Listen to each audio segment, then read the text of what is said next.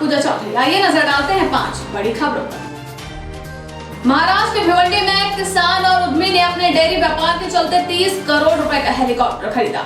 जनार्दन बोयर एक बिल्डर भी है और उन्होंने हाल ही में डेयरी व्यापार में कदम रखा है। जनार्दन ने देश भर में घूमने और अपने व्यापार को बढ़ाने के लिए इस हेलीकॉप्टर को खरीदा है। अपनी यात्राओं को सरल बनाने के लिए जनार्दन ने 30 करोड़ रुपए का हेलीकॉप्टर खरीदा है ताकि वो देश के अलग अलग हिस्सों में दूध बेच सके।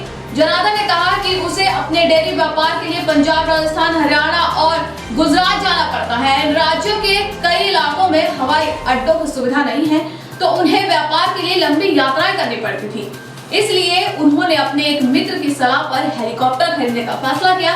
जनार्दन ने कहा कि मुझे अपने व्यवसाय के लिए अक्सर यात्राएं करनी पड़ती थी, इसलिए मैंने हेलीकॉप्टर खरीदने का फैसला किया।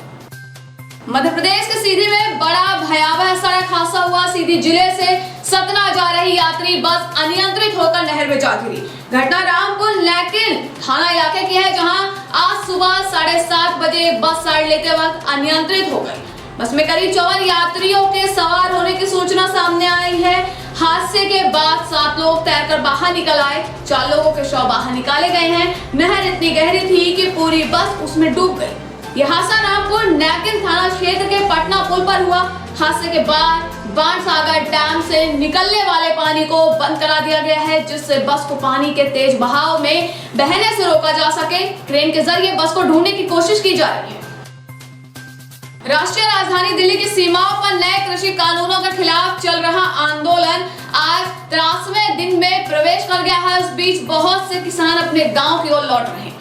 एक महीने पहले की संख्या से मुकाबला करें तो अब आधी ही संख्या आंदोलन स्थलों पर बची हुई है। ऐसे में सवाल उठ रहा है कि क्या यह आंदोलन अब धीमा पड़ रहा है। हालांकि इसके जवाब में किसान नेताओं का कहना है कि अब पहले से पता है कि लंबी लड़ाई होगी। सीमाओं पर कम भीड़ होना उनकी नई रणनीति का हिस्सा है। आंदोलन के लिए समर्थन जुटाने के लिए राज्यों पर ध्यान केंद्रित किया गया है। किसान नेता राकेश टिकैत ने देश भर में महापंचायतों की योजना बनाई है और वे अगले 10 दिनों में हरियाणा, महाराष्ट्र और राजस्थान में इस तरह की बैठकों में भाग ले सकते हैं। झारखंड में एक बार फिर सुरक्षा बल के जवानों को नक्सलियों ने बड़ा झटका देने की कोशिश की है।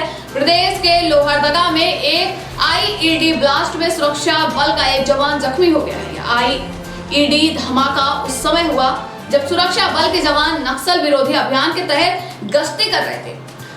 इसी दौरान अचानक दस्ते में शामिल सेठ जवान का पैर आईईडी पर पड़ गया। धमाके की वजह से सैरकदाग थाने में तैनात सेठ जवान बुरी तरह से जख्मी हो गया। लोहरदगा जिले के सुदूरवर्ती सैरकदाग थाना क्षेत्र के दुर्रू जंगल में आईईडी ब्लास्ट के बाद इलाके में सुरक्षा बलों ने गश्ती तेज कर दी है। जानकारी के मुताबिक आईईडी धमाके की वजह से सेठ जवान का एक पैर बुरी तरह से जख्मी हुआ है। घटना के बाद सीआरपीएफ और जिला पुलिस बल के जवानों ने दुंदरू मैदान की घेराबंदी कर दी। जवान का तत्काल प्राथमिक इलाज करने के बाद उसे हेलीकॉप्टर की मदद से रांची ले जाया जा रहा है।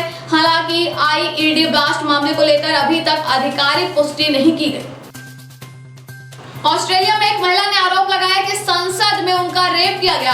आरोप सामने आने के बाद आज ऑस्ट्रेलिया के प्रधानमंत्री स्कॉट मॉरिसन ने खेद जताया है और जांच का वादा किया है। रिपोर्ट के मुताबिक महिला का आरोप है कि मार्च 2019 में रक्षा मंत्री लिंडा रेनॉल्ड्स के दफ्तर में एक व्यक्ति ने उनका रेप किया। महिला ने कहा है कि रेप करने वाला शख्स प्रधानमंत्री स्कॉट मॉरिसन की लिबरल पार्टी के लिए काम करता था। महिला ने स्थानीय मीडिया से बातचीत करते हुए कहा कि अगले ही महीने अप्रैल 2019 में उन्होंने पुलिस से संपर्क किया था, लेकिन उन्होंने अपने करियर के मद्देनजर औपचारिक तौर से शिकायत नहीं की।